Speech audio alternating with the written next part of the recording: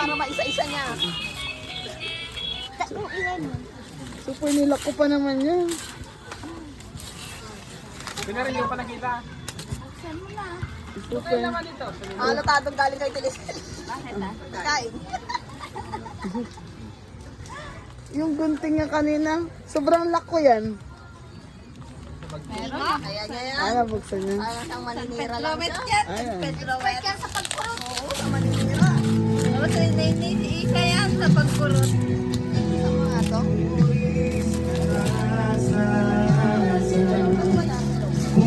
May size niya tayo.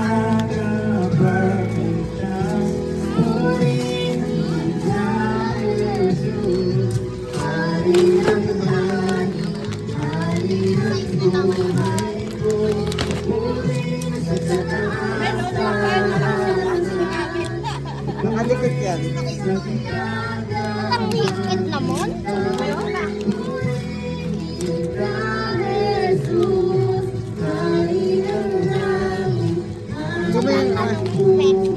Ayan.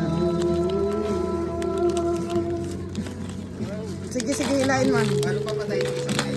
Sino kumain? Ayun na na. Okay, lagay mo sa isang Paano patayin yung isang kain?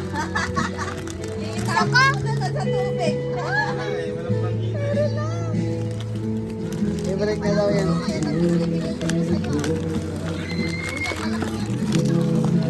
Sige, sige, hilain mo anak.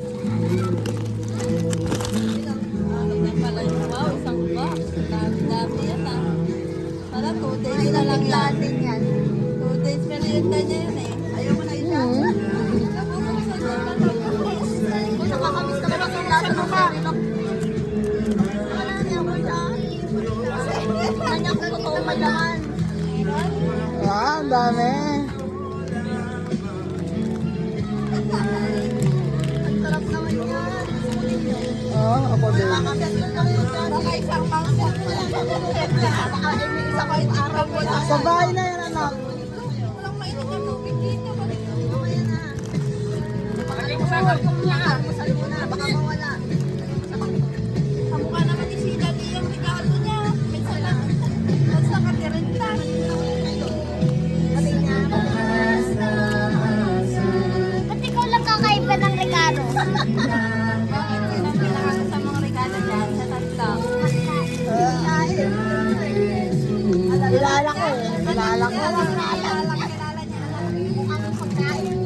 Ba't hindi yung Barbie? Hindi, Barbie. Tumutunog naman yung suso niya. Alam mo, Friend ka na. nalaman lang namin kagabi na kasi sabi ko, ba't mo natulak ko kasi sabi niya, ang lakas mo yan. Bakit naman yung pinakita niya? Oo, hindi niya pa alam.